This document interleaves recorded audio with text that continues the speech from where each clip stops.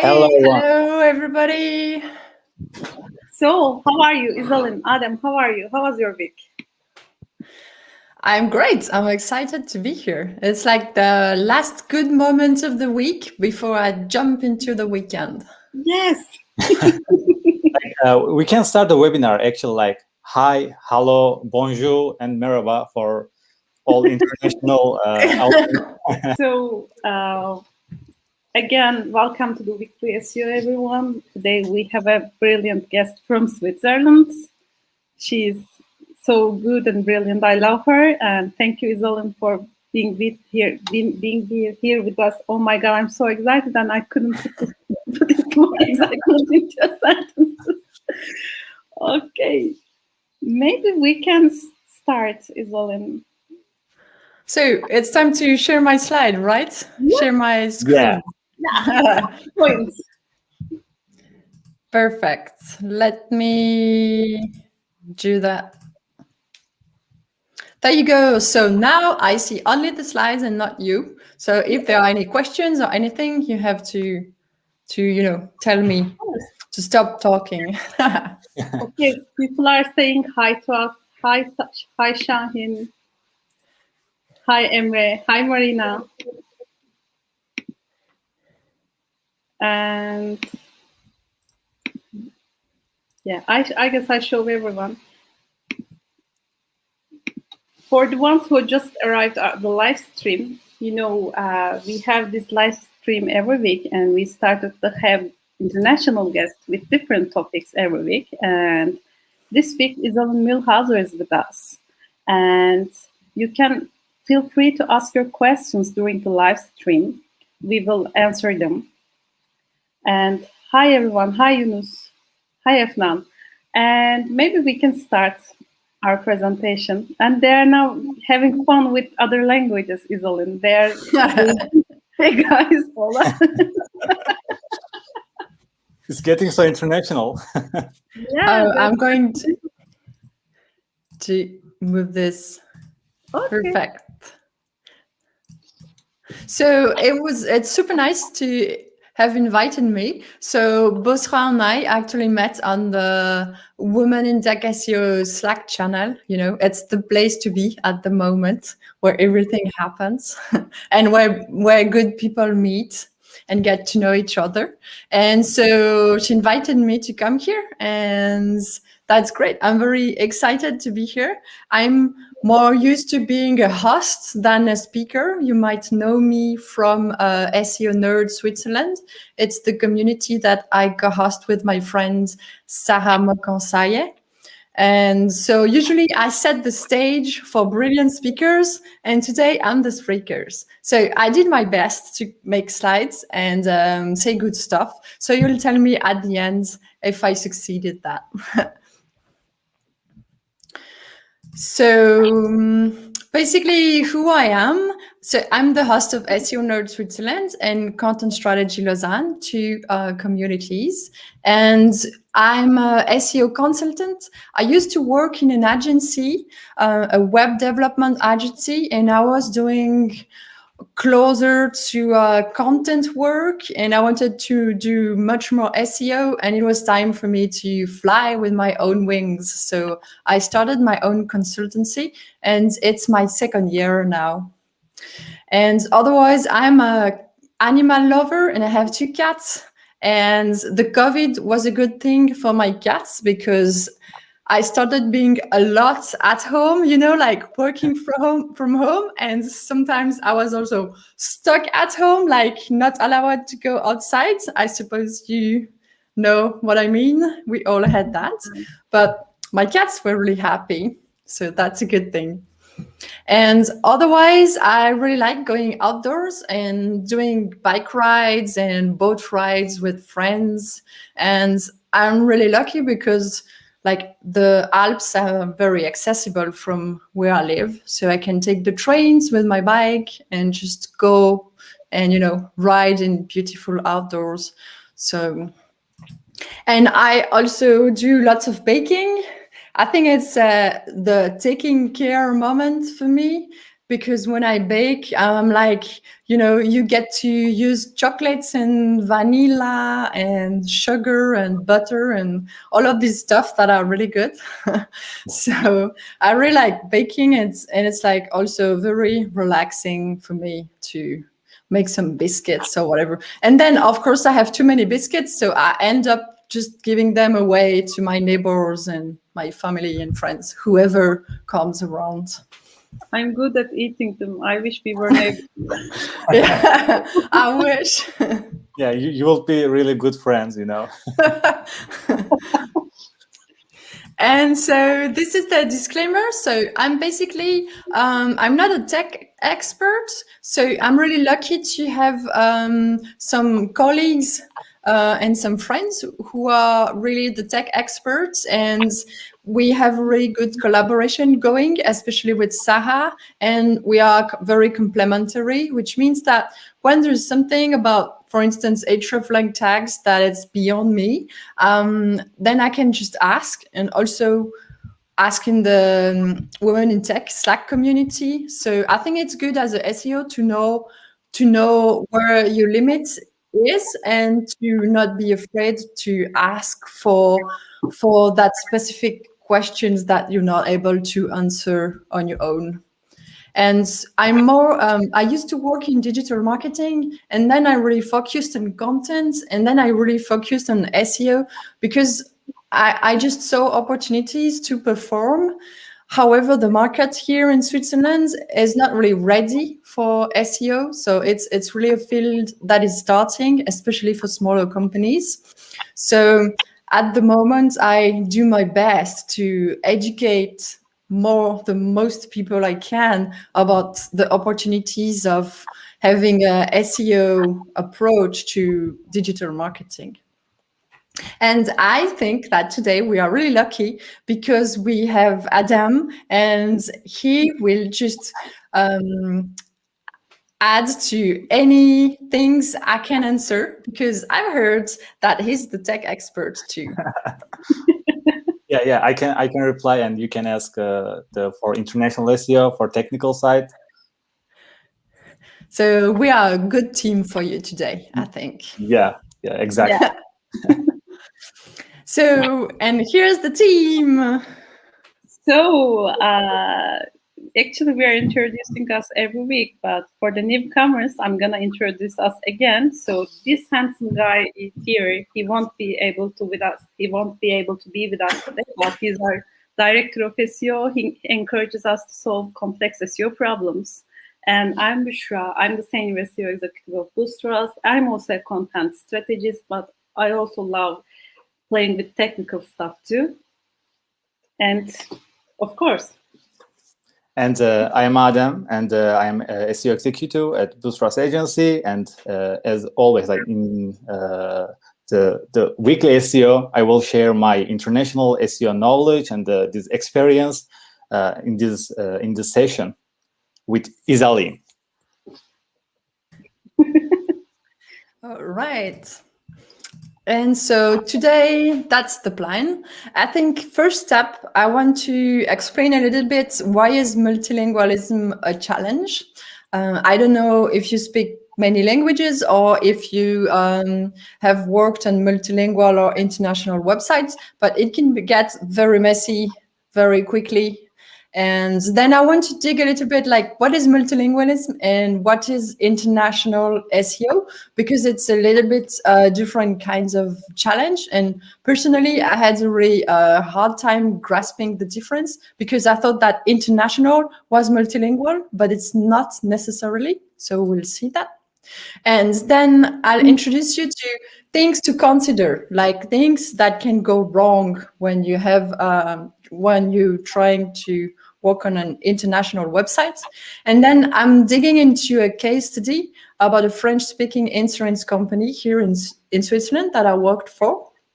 And we'll discuss the opportunities with that case study, the solutions, and also the aftermath. Like, can I say that what we did with the team is a success or not really? So that's the plan for today. And after your excellent presentation about international and multilingual SEO, we will talk about new SEO tools to try, video best practices, GeoIP or browser language redirect, and page experience algorithm for desktop. Of course, hi everyone. For the newcomers, I'm gonna say again that the goal of this session is to keep you updated on the SEO industry. So together with the multilingual SEO, we will also share the news in the SEO industry too. So I'm so excited. So why is multilingualism a challenge? Like, why is it even a subject when we discuss international SEO? Well, this is an example of why this is a challenge. So that's a tweet from Arij Abu Ali, the founder of Women in Tech SEO. And so she tweeted that, and I was like, okay, subscription boxes. It just doesn't ring a bell. I have no idea what does she want? And what kind of recommendation or website is that? And so first thing, I tried to see what it means and direct translation, so translated from a computer, like DeepL. Honestly, this is nothing. Boîte d'abonnement, it doesn't exist. I don't know. I tried it in Turkish. So I don't know if this means something with you, this direct translation. I don't know if that could be something. It's like magazine subscription. It rings a bell like magazine subscription. I don't know what it is. So I suppose it's the same. So computer translation, they don't really always transfer the meaning that you want them to transfer. Also, I checked the threads because lots of people answered Arij and some of them shared some website links. So basically, I was on that website. I got the meaning, subscription boxes. It's like an abonnement to receive boxes with whatever stuff inside. Okay. So imagine you are this business and you're like, oh, I sell subscription boxes and I want to catch the juicy Swiss market where everybody has lots of money. So is that so good? Do you think it's going to have such high search volume? Oh, well, and there was a slide about the search volume and I checked in Ahrefs and actually, there was between 0 to 10 for abonnement boxes. So basically, if you are this company and you're trying to reach the markets, it's not going to work with a direct translations. So you'd have to do a different kinds of approach. So this is one of the challenges that multilingual SEO deals with. It's like when you want to target a market, you have to think, is the market, are the needs, for instance, and what are going to be the words. So we have different things. We have multilingualism, as we said, and we have international SEO. So basically, what is the difference? So let's say you have an English user and you have an English site, and you have an American user. Is the American user going to use the English site? Maybe not. Maybe you are going to target the American user with an American English site. So this would be international SEO, but Google does not consider that as multilingual. So it means for Google, American English and UK English would be the same language. And for instance, you would run the risk of duplicated content. What if you have a Swiss French user? Can you use a French site? Or are you going to use a Swiss French site? Like, how do you want to target? So this would be a case of multilingual SEO when you are internationalizing your company. And what if you have a German user?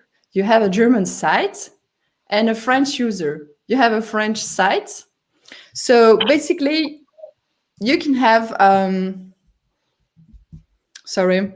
So basically, you can have different types. Multilingualism SEO is like a part of international SEO, and international SEO is not necessarily multilingual. So if you don't have a German site for the German user, you could decide to default the UK English site website to the German user. And same if you don't have a French site for French user, you could want to try to target the French user with a Swiss French site. Is that going to work? Well, we'll see. So as you can see, it can get very messy very quickly. Oh my God. For just like German and French, I guess Spanish would be another hard problem for targeting, I guess. Yeah. And like, if you're thinking about Spanish websites and different types of Spanish, Gemma Fontane did a podcast about that.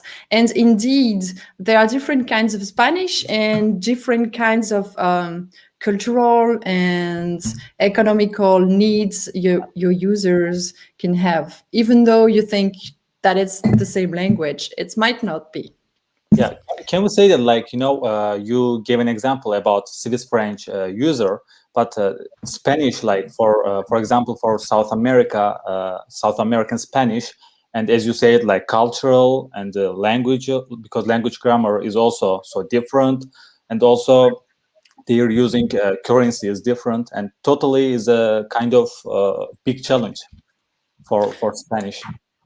Yeah, and I can expect that they have also very basic different things like the season of the year. They don't experience like you don't say it's cold in October. Like, are they going to relate with what you say because maybe where they live it's just not cold because they don't have the winter like you experience it? This has the same logic with the translation and localization, but I won't go into details because you will talk about it, I guess. Yeah, as we say, it's like it gets very messy very quickly.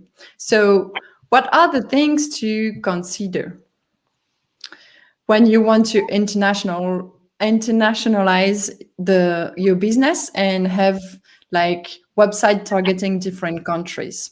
So the first thing very important to remember, and this is a quote from Tori Gray, because I had a discussion very interesting with her as I was preparing these slides and having brainstorming with her. She's like, yeah, well, if you want new markets, you have to realize that it's going to means more resources and more work. It's not going to be just easy peasy, you computer translate your website and you have your market share. Like, you will have to just put the work into it. And then SEO is going maybe to help you leverage the work that you do. But really just keep in mind that it's just having two websites, is really working for different types of markets. So what can go wrong? Well, everything in all of the area that I'm going to discuss now. So basically, the first thing is what Bushra said just before, is like the market. You are ready to take over market share, but like in the markets you want to target, what is different? What is similar? Like, do the user experience the same kinds of situation that you do? As we said, for Spain Spanish, and like Castilian Spanish, and maybe you have Spanish and Nicaragua, like people are going to be completely different. So it's good for you to think like if the product or the service you are going to sell is going to work there, and are they going to answer to what you're going to propose? And so I think I would especially look for the differences, because you know the things that works, but you really have to know the things that are not going to work. So look for the difference in the different types of markets and the public. And also there is the legal and compliance aspects. Are there things that you should be aware of? Let's say that you are an e-commerce website and you are selling clothes. Are you thinking about every aspect of your user experience for them to have a good experience? For instance, if you sell clothes and you ship them to Swiss markets with your e-commerce websites, but then if you don't tell the people that they will have to pay about 7% taxes supplementary to what they paid you, then they are going to be really surprised and probably not so happy about not knowing before they bought the thing that they will have to pay more. So, and also in Europe, we have all the thing about the cookies. I'm sure you know about that.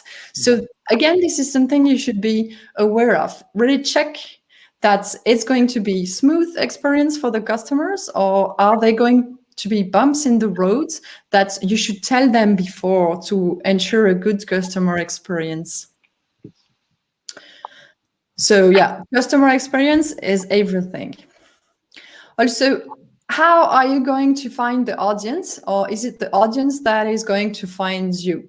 And so this goes obviously lots with the vocabulary when we talk about SEO and keyword search, for example. So if possible, it's best to have someone local to do the keyword search. But if you can, at least discuss with someone local. And the same for the content. It would be best, like if you want to target the Swiss French market, to have someone from here writing the content and not someone from Switzerland, from France, because the thing is, the language has a certain taste, a certain feeling to it. And your users are probably going to recognize if the language is not really meant for them. And yes, translation and copywriting. So this is a really big thing because you want to build the relationship with your clients and you want them to convert. So which means, especially if you're selling something, if you're an e-commerce website, people have to like take the credit card number and put it in your website. So you have to make them feel comfortable and that they can trust you. And if you have a very bad translation or very automatical translation, they are not going to feel like they can trust your website to actually buy for something. So this is something to keep in mind, especially in terms of resources. A big e-commerce company, a big global e-commerce company came to Turkey a few years ago, and they first opened their websites in Turkish with Google Translate. And people, at the beginning, people just thought that, oh my God, what's happening? Are they fake or something happened?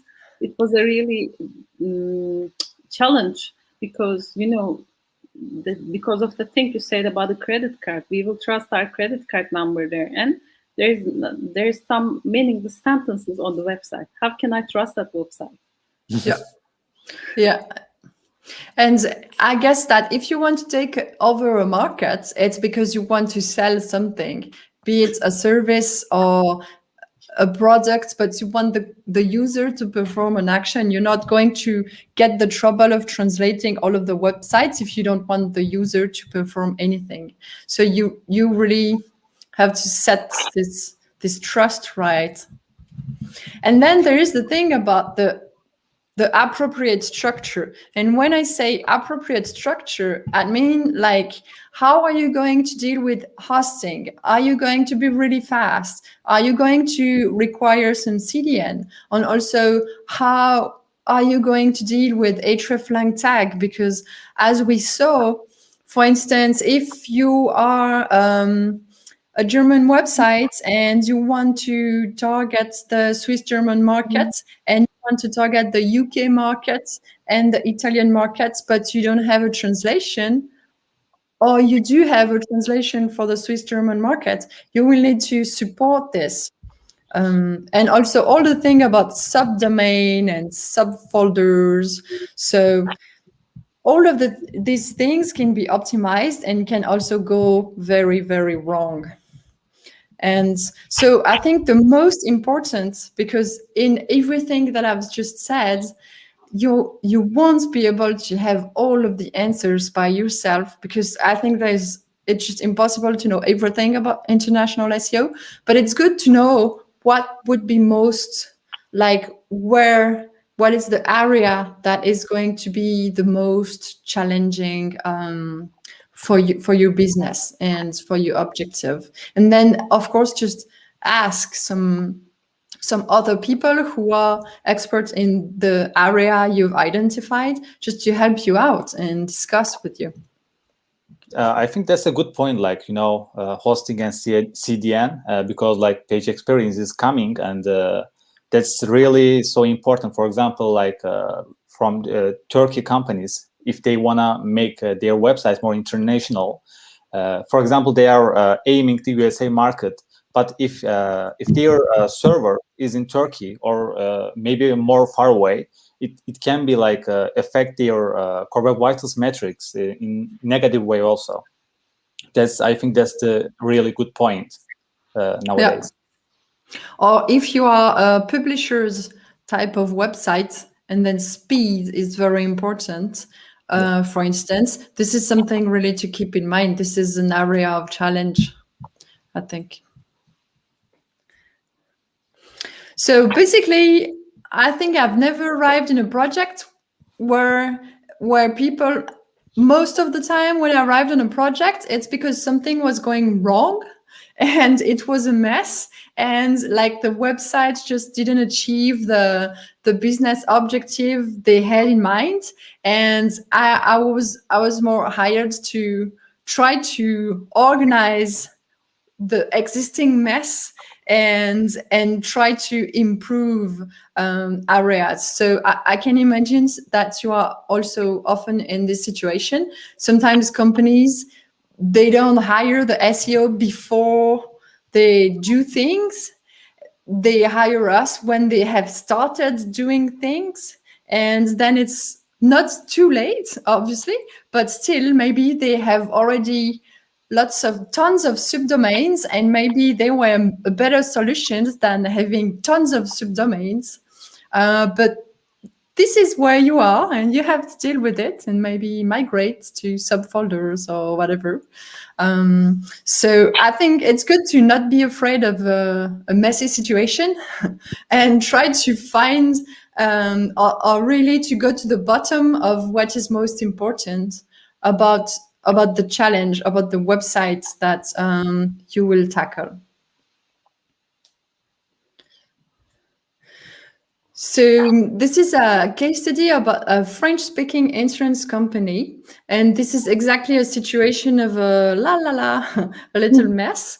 And so for you to understand how it is, so it's an insurance company that is based in the French-speaking region of Switzerland. That is about, we are about 15 or 12% speaking French of Switzerland. So it means a relatively small part. And the company is performing really well. And they're like, oh, but we want to go, we want a bigger market. We want the Swiss-German market, which is 80% of the market. So, and they were also like, oh yeah, we are going to have lots of translations. So this is basically how you see the borders of Switzerland.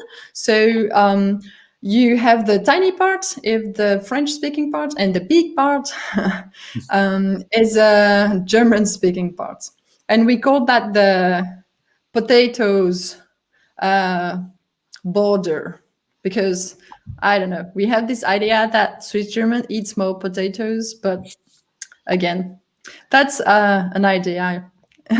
And so basically the initial situation is we have a relatively small website, about 15 to 20 pages, most of them with thin content. And the website is currently translated in 6 different languages. So you have the national languages, plus the Spanish, plus Portuguese. And the thing is, they're like, oh yeah, but we are really trying to be diverse and inclusive and target everybody, and we do lots of translation. But the thing is, we are not able to move beyond the Swiss-French part, but we have this website. So, and obviously my work was in the middle of a project. Oh, do you hear that? That's my neighbor. Okay.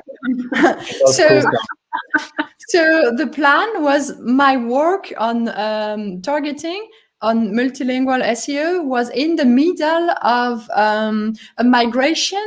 So basically they want to redesign, they want custom codes and custom design, and they want to target the German market and better conversion and more traffic, and they want everything.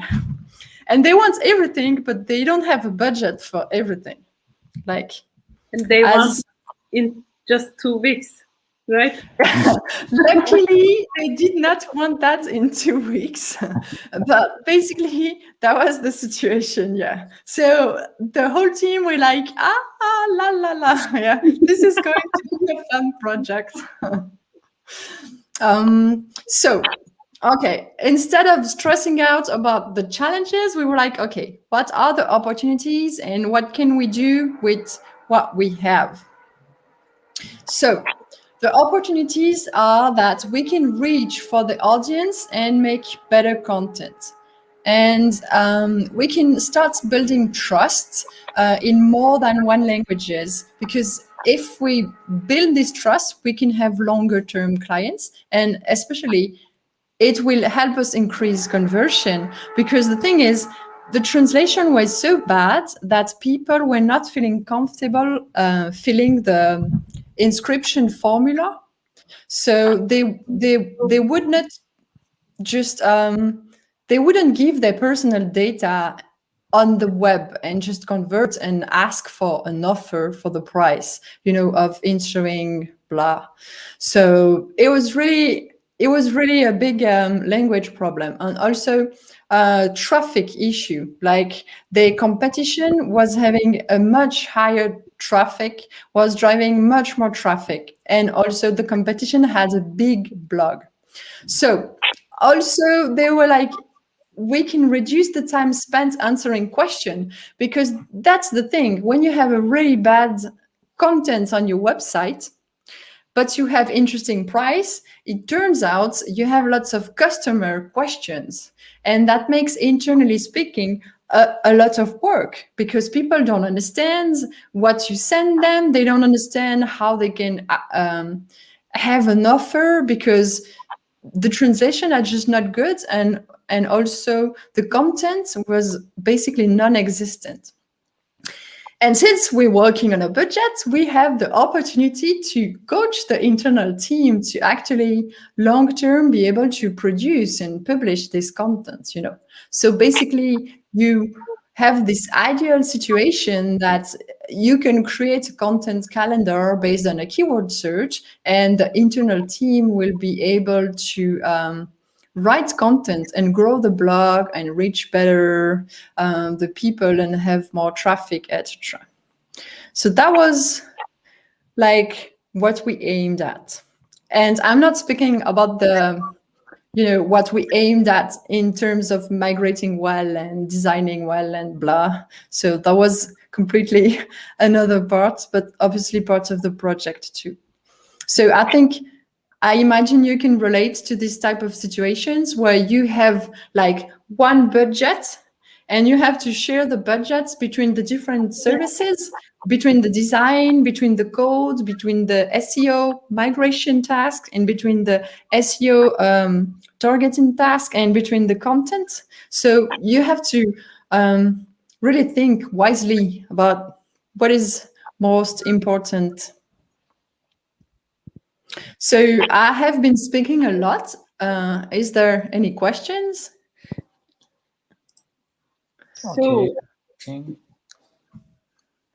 maybe you can ask everyone, our listeners, you can ask your questions. Feel free to ask anything about international SEO. I have a question, but I will ask it at the end.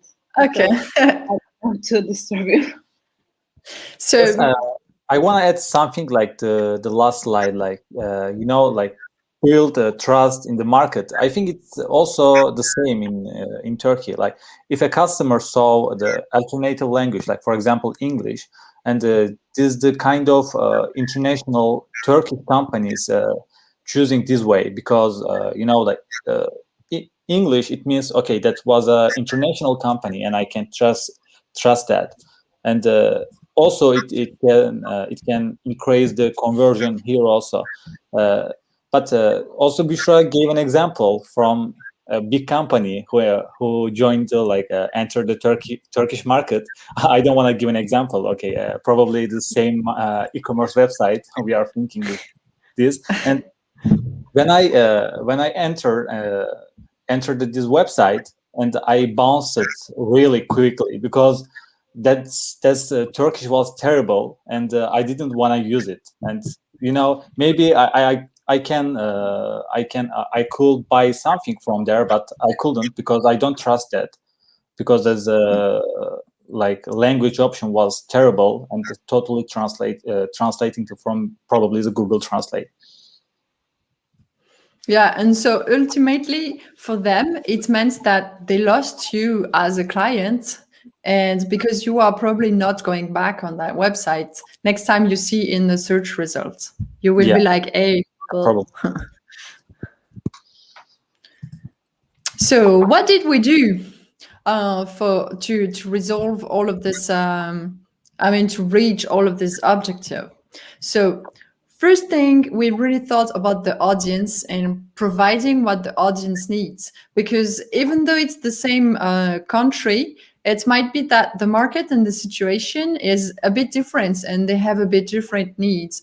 So first thing is also, when you want to attract more traffic and you are limited with the transactional traffic, then the good thing is to add informational articles to maybe attract customers before in the marketing funnel and answer informational questions.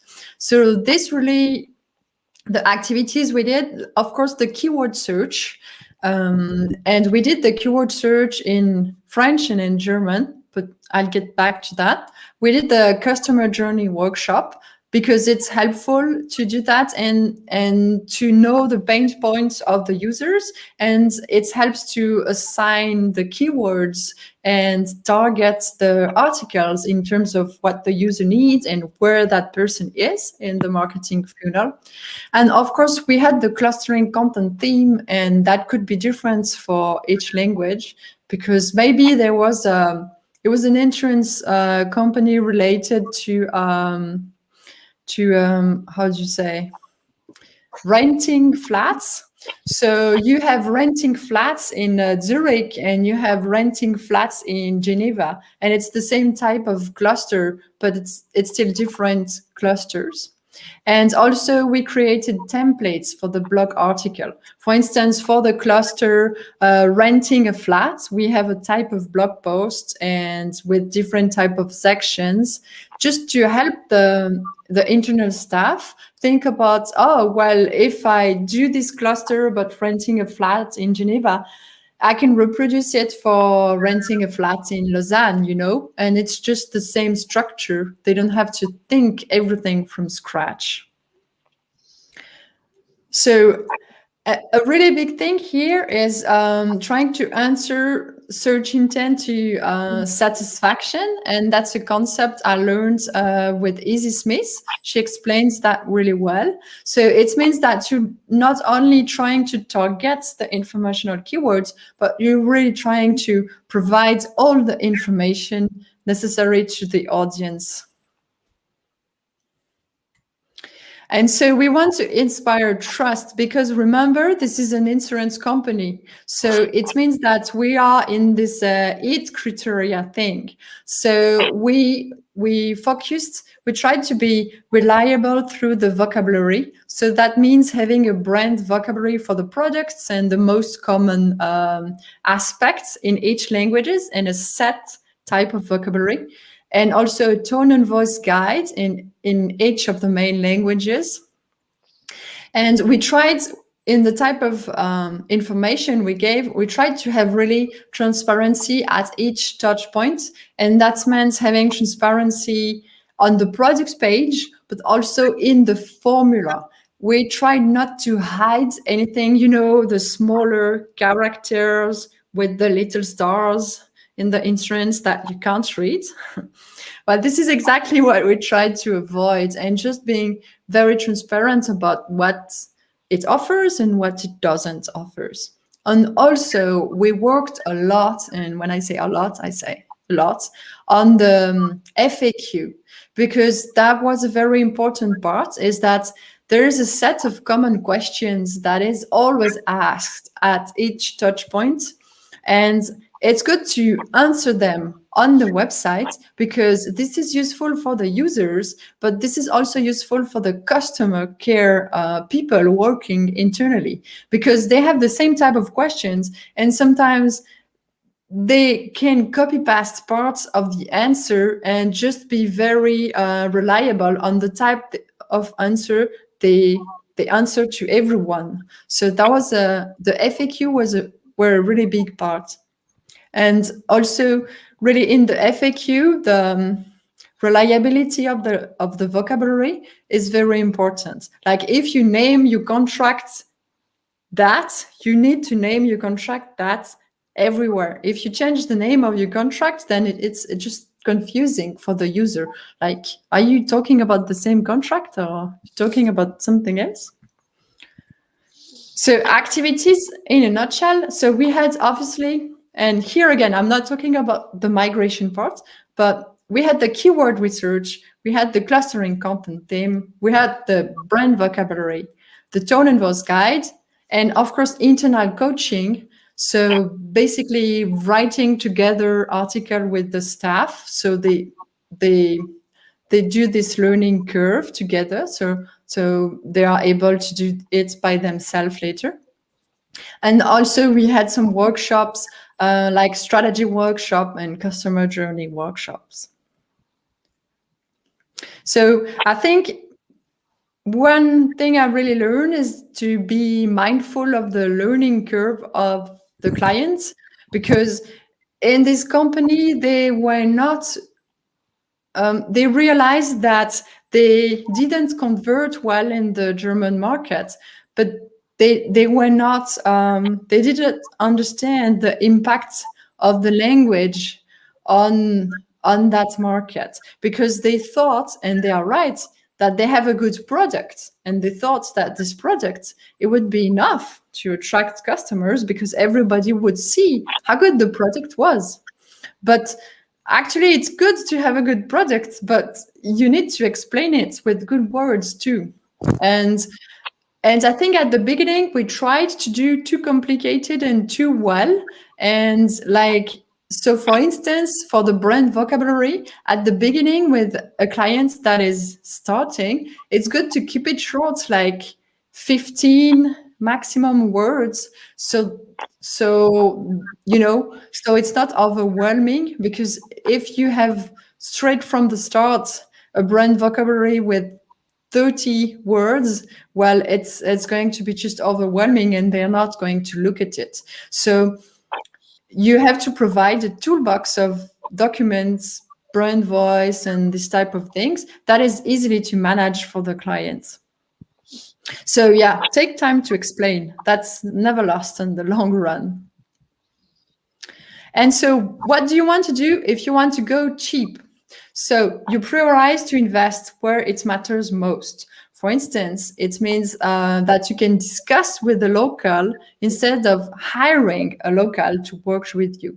And also coach internally, because it's more investments, internal resource for the clients, but on the long run, it's going to be cheaper. So going cheap with a keyword research, it means that, for example, you translate with DeepL, you have it through Href. That's what I did for the German. Well, I understand German, but not like a local. And then to go deeper, I selected the priority words, like all of the product words, and then I discussed with the local.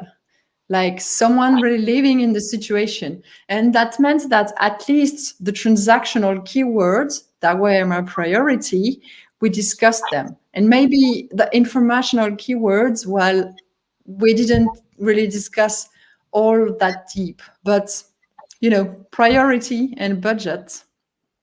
And again, for the what I call adaptations, because they are not retranslations, we translated with DeepL and then we got them proofread by a copywriter, prioritized by page or by section. So for example, that means that a project page was more, we had more budget for project page than the about page, for instance. That was a little bit less important. Or that also means that the cluster article meant for the German markets were written in German, and for the French market written in French, and then it was a low priority adaptation, like a really rapid proofreading. So now you are guessing 6 months later, how successful was all of this? So basically, it was okay. We were happy because the migration, there were also technical issues that we had to deal with. And so it went well. We didn't lose traffic. We were happy, but also they do a lot of branding digital marketing. So I did, I just exported the 2 different time frame and I took out all brand related keywords and to have really the informational keywords to know if really, because that was the plan, right? They had no informational content. And so, yes, we have lots more traffic and clicks. It's better with informational keywords. However, the conversion, well, I can't say because at the moment I don't work with the clients. They took the work internally again. Maybe that's what when you coach people too well, this is what happens. And so is it really all good? I think numbers don't say it all because, for example, they had 6 languages and now they have only 4 languages and we implemented 302 and then, well, they never added the 2 other languages. So I think they are like forever 302 now. And also they didn't really manage to publish much articles after the relaunch. So I would say maybe there was from our side, like we didn't explain well that they need to carry on publishing a few articles every year if they want to keep growing. So I think I find it kind of difficult to say 100% that is success or to say, oh, well, that is I think there's a little bit of success and also a little bit of improvements possible there. So I think it's time for questions now and feedbacks. And like, have you been in similar situations? And how did you deal with it? And actually, I have a question. Just imagine someone, Isaline, here from Switzerland, and he or she has a chocolate company. I don't know why, but I just wanted chocolate, named chocolate product chocolate. Okay, and they want to sell their product in Switzerland, in Holland, in USA, in UK, in Turkey, everywhere they can imagine. They have big dreams, but they don't even have a website. And they come to you, and they're asking you to find how can I say that, help them maybe. What would you suggest them from where to begin? Actually, I'm just asking about the beginning point, because there are a lot of people thinking big with very, very exciting and big dreams. They were in theory, they have everything will be perfect, but for this kind of people, Where should they start? So I think they should start with the market research and, like what I said at the beginning, more thinking what type of market is it, how big is the market, and how ready, how different, how similar is the market to the market that they already know, because I expect they already sell the chocolates at least one place before they go international. And also then think about what types of structure, because like if you have different type of DLDN or subfolder, subdomain, each, there might be pros and cons in each situation, but you have to think about the sort of longer run, what is going to be affordable for you. And also I think it would be good to forecast in terms of the number of pages, for example, how expensive is it going to be to scale for one language? And what is the, like, if you know you have your website in one country, you know basically the return on investment on the traffic that you have. So if you imagine that it costs that much to create the website, how long is it going to take to have the return on investment that is going to give, make enough money to I'm missing one English word that is going to justify the investments that you made in the first place, so how long is it going to take for you to sell enough product to actually make a profit from there? So I think it would be good to do a little bit of thinking before actually going in lots of languages. I wish they'd come to us before in the thinking process before implementing anything. As I said, it never happened to me to do this first phase. Mostly I arrive when there is a mess already and something not working. And then we have to sort of fix it and optimize it. Adem, you have interesting examples for, I guess, multi-language websites, especially geo-IP redirection, I guess. But actually, you will talk about it later, but...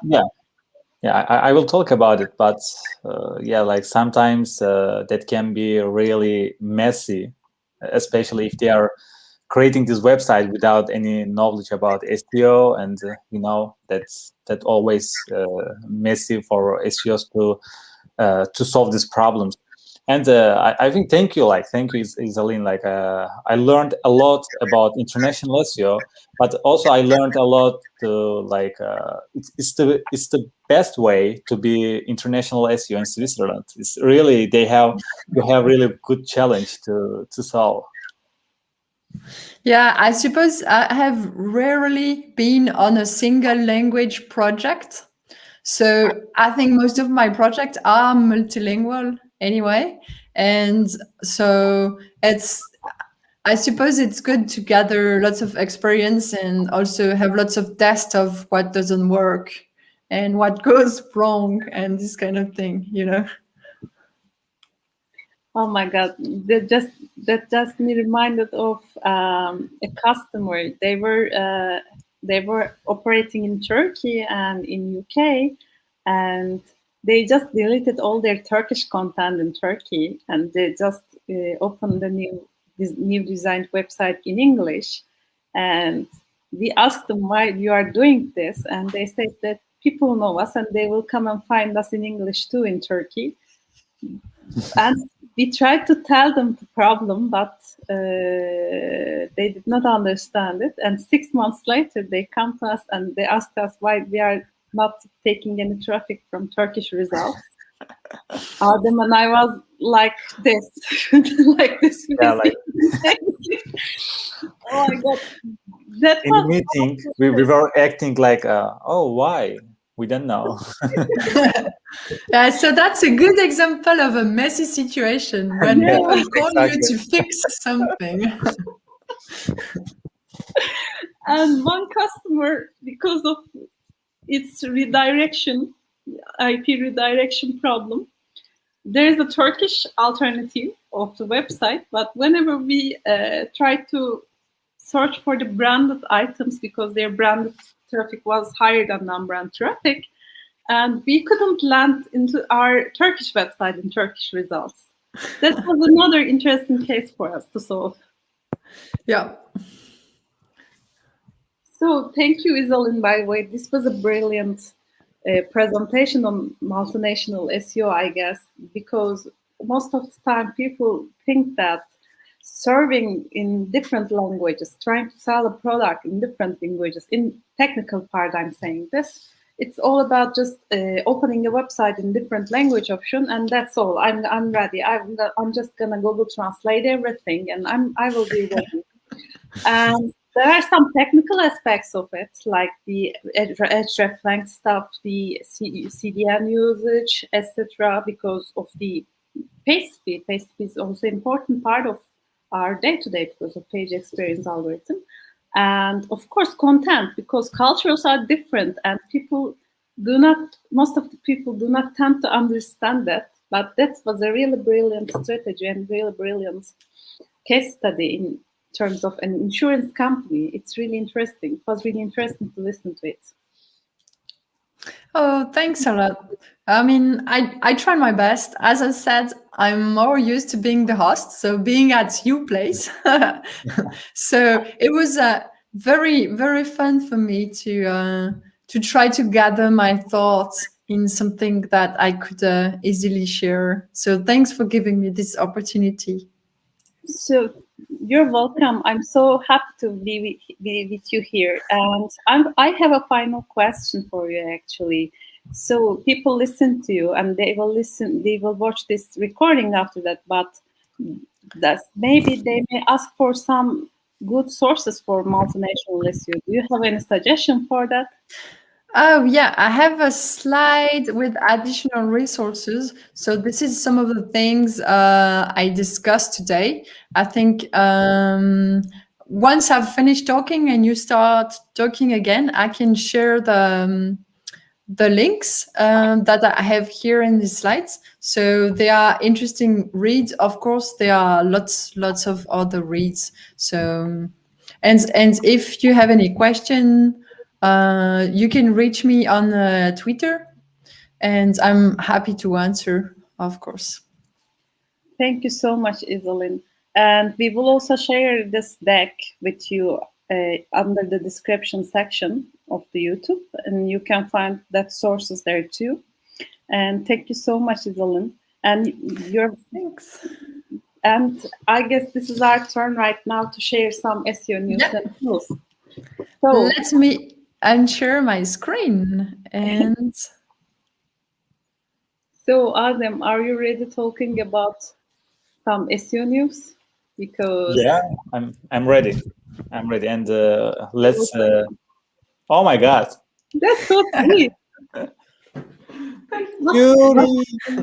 The kitty was here the whole time.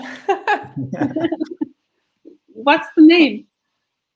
It's Dixie. So can you see my screen on StreamYard? Yeah. Okay, that's good then. So let's start this week. I'm not sharing this with you. I'm going to go with the same thing. It's a UX thing, I guess. It's because of the color. I don't know why. I think that yellow is the present color. Interesting for me. So this week, a lot of things happened. For example, you attended Google I/O, Adem, and you watched a lot of videos, good and inspirational videos in the sector. And I guess you will share some news about them too, but I'm going to start with some SEO tools, free SEO tools to use.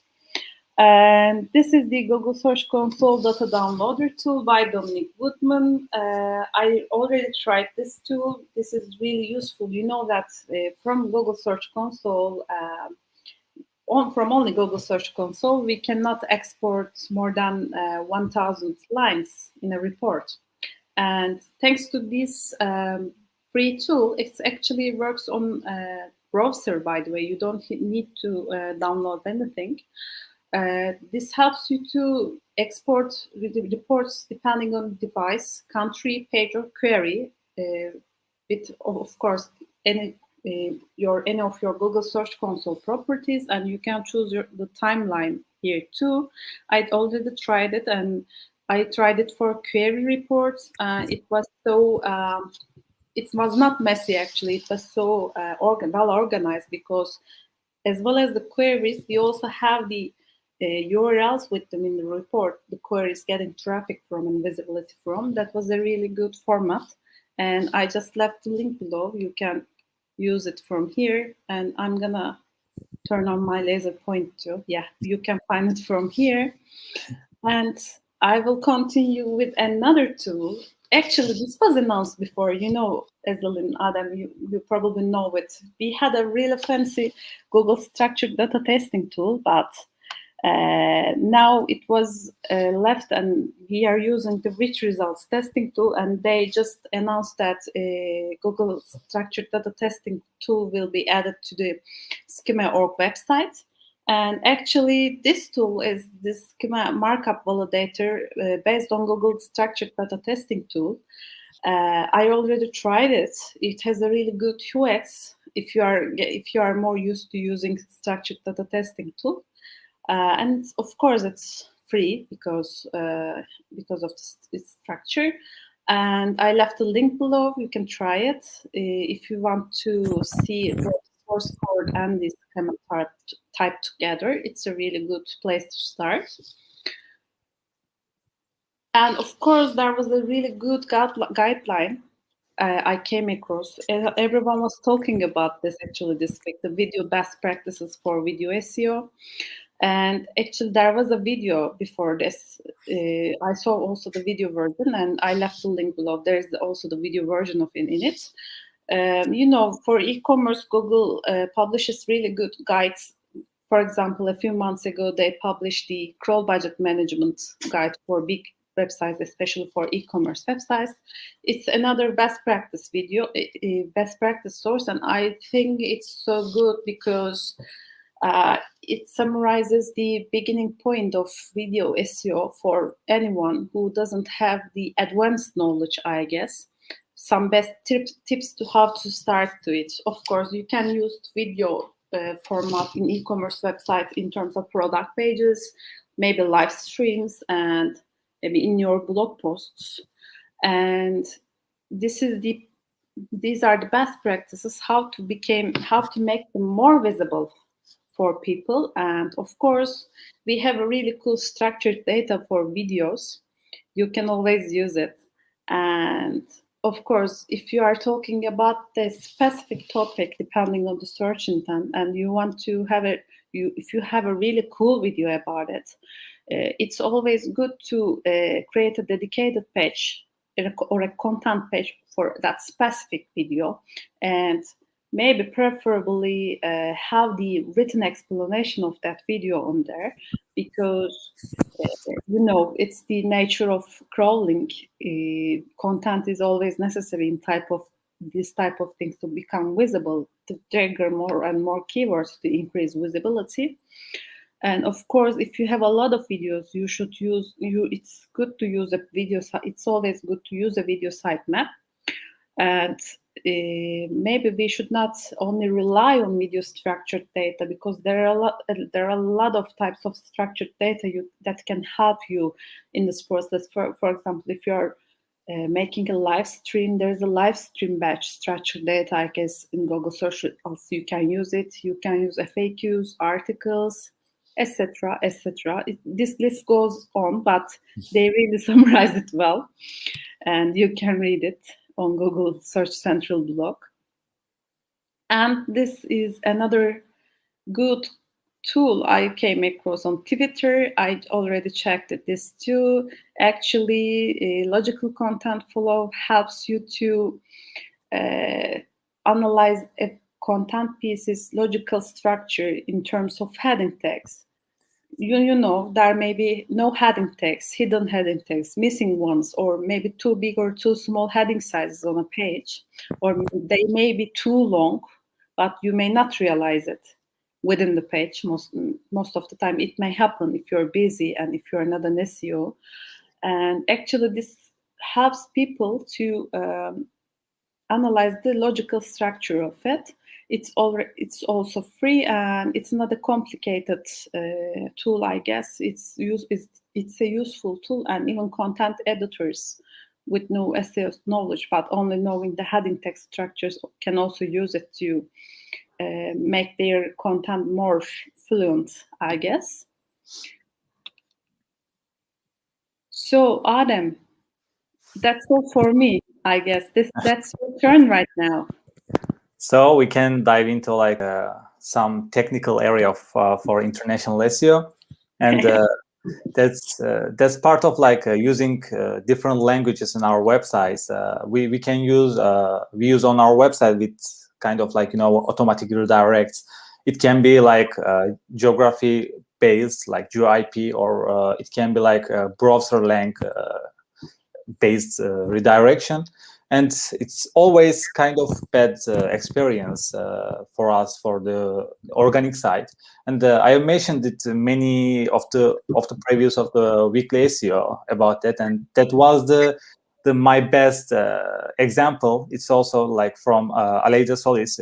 It's also like this study from the Adidas.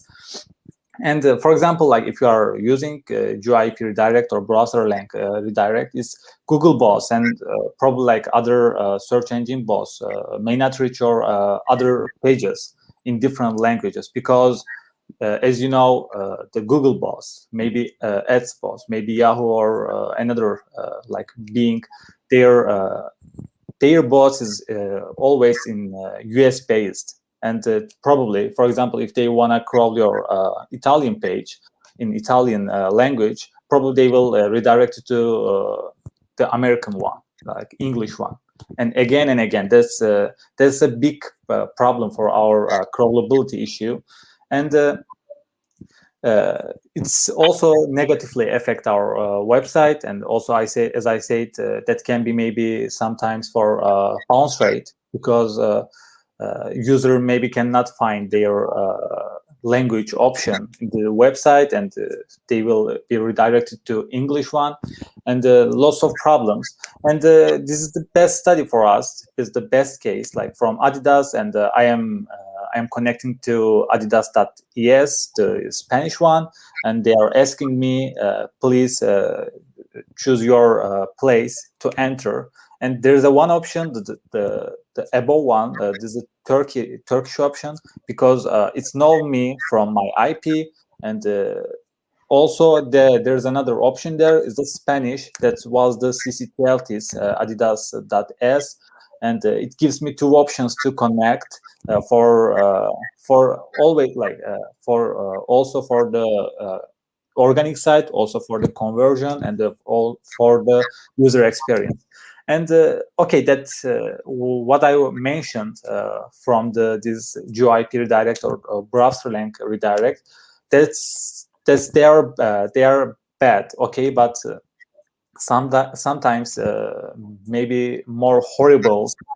There are more horrible websites. For example, I found a website, not found, actually, that was a brand I was consulting.